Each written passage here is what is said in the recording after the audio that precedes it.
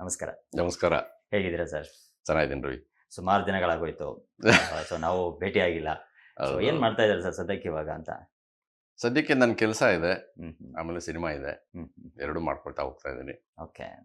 ಯಾಕಂದ್ರೆ ಜನಗಳಿಗೆ ಒಂದ್ಸರಿ ನೀವು ಮದಗಜದ ಮುಖಾಂತರವಾಗಿ ನಿಮ್ಮ ರಗಡ್ ಲುಕ್ ಅಲ್ಲಿ ನಾವು ನೋಡಿರ್ತೀವಿ. ಹೌದು. ಸಡನ್ಲಿ ಕಾಣದೇ ಇದ್ದಾಗ ಎಲ್ಲೋದ್ರಪ್ಪ ಅನಿಲ್ ಸರ್ ಅಂತ ಎಲ್ರಿಗೂ ಒಂದು ಕುತೂಹಲ ಇದ್ದೇ ಇರುತ್ತಲ್ವಾ? ಸೊ ಹಾಗಾಗಿ ಎಲ್ಲಿದ್ದಾರೆ, ಏನ್ ಮಾಡ್ತಾ ಇದ್ದಾರೆ ಅಂತ ಅದಕ್ಕೋಸ್ಕರ ಕೇಳಿದೆ ಸರ್ ಅದನ್ನ. ಮದಗಜ ಆದಮೇಲೆ ಕಾಟೇರೆ ಮಾಡಿದೆ ಹೌದು. ದರ್ಶನ್ ಸರ್ ಜೊತೆಗೆ. ಒಂದು ಫೈನಲ್ ಕ್ಲೈಮ್ಯಾಕ್ಸ್ ಫೈಟಲ್ಲಿ ತುಂಬ Okay. ಚೆನ್ನಾಗಿತ್ತು. ಹ್ಮ್. ಅದಾದಮೇಲೆ ಒಂದೆರಡು ಸಿನಿಮಾ ಮಾಡಿದೆ.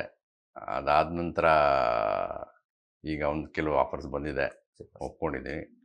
ಮುಂದೆ ಬರಬೇಕು. ಎಸ್ ಸರ್, ಅದು ಮಾತಾಡೋಣ ಸರ್. ಈಗ ನೆಕ್ಸ್ಟ್ ಏನಿದೆ ಅದು ಮಾತಾಡೋಣ. ಅದಕ್ಕಿಂತ ಮುಂಚಿತವಾಗಿ ಅನಿಲ್ ಕುಮಾರ್ ಅಂತಂದ್ರೆ ಸೊ ಅಂದ್ರೆ ನಿಮ್ಮ ಜರ್ನಿ ಅಂತಂದ್ರೆ ಈಗ ಇಂಡಸ್ಟ್ರಿಯಲ್ಲಿ ಕೂಡ ನೀವು, ಯಾಕಂದ್ರೆ ಶಾಲಿನಿ ಮೇಡಮ್ ಅವ್ರ ಜೊತೆ ಒಡನಾಡಿಯಾಗಿ ಅಷ್ಟು ವರ್ಷಗಳ ಕಾಲ ಪತಿಯಾಗಿ ಎಲ್ಲವನ್ನ ನೋಡ್ಕೊಂಡು ಬಂದಿರ್ತೀರಾ ನೀವು. ಅದಾದ್ಮೇಲೆ ತೆರೆ ಮೇಲೆ ಬರುವಂಥದ್ದು ಅಂದ್ರೆ ಈಗ ಬ್ಯಾಕ್ ಎಂಡ್ ಅಲ್ಲಿ ನಿಂತ್ಕೊಂಡು ಮೇಡಮ್ ಅವ್ರಿಗೆ ಒಂದು ಸಹಕಾರ ನೀಡ್ಕೊಂಡು, ಸಹಕಾರ ಎಲ್ಲ ರೀತಿಯಾದಂತಹ ಪ್ರೋತ್ಸಾಹ ನೀಡ್ಕೊಂಡು ನೀವು ಅಂತ ತೆರೆ ಮೇಲೆ ಅಂತ ಬರಬೇಕಾದ್ರೆ ಆ ಸಿದ್ಧತೆ ಇರಬಹುದು, ಸಿನಿಮಾ ಬರುವಂತಹ ರೀತಿ ಇರಬಹುದು, ಹೆಂಗೆ ಆ ಪ್ರೊಸೆಸ್ ಹೆಂಗ್ ನಡೀತು ಅಂತಂದು?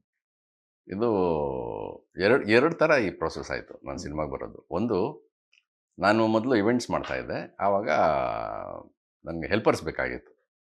ನನ್ನ ಫ್ರೆಂಡ್ ಒಬ್ರನ್ನ ಕೇಳಿದೆ, ಒಬ್ಬನೇ ಕಷ್ಟ ಆಗ್ತದೆ, ಇಬ್ಬರು ಹುಡುಗನ ಕಳಿಸು ಅಂತ. ಸೊ ಇಬ್ಬರು ಹುಡುಗನ ಕಳಿಸಿದ್ರು.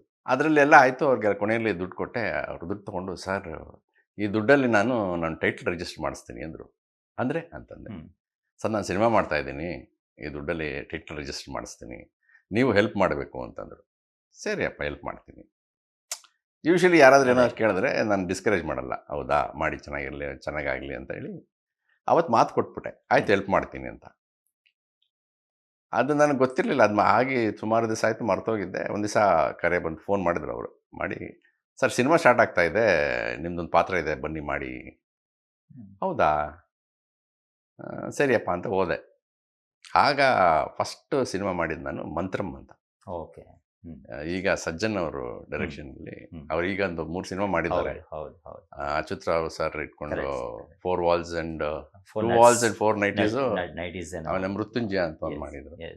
ಫಸ್ಟ್ ಸಿನಿಮಾ ಮಂತ್ರಮ್ ಅವ್ರದ್ದು. ಸೊ ಅಲ್ಲಿ ನಾನು ಬಾಯಿ ಕೊಟ್ಟಿದ್ದೆ, ಮಾತು ಕೊಟ್ಟಿದ್ದೆ, ಅದೊಂದಕ್ಕೆ ಹೋಗಿ ಮಾಡಿ ಫ್ರೀಯಾಗಿ ಬಂದ್ಬಿಟ್ಟೆ ನಾನು. ಅದೇನೋ ಕೇಳಿದ್ರಲ್ಲ ಹುಡುಗರು, ಕ್ರೇಜ್ ಇರಲಿ ಅಂದ್ಬಿಟ್ಟು.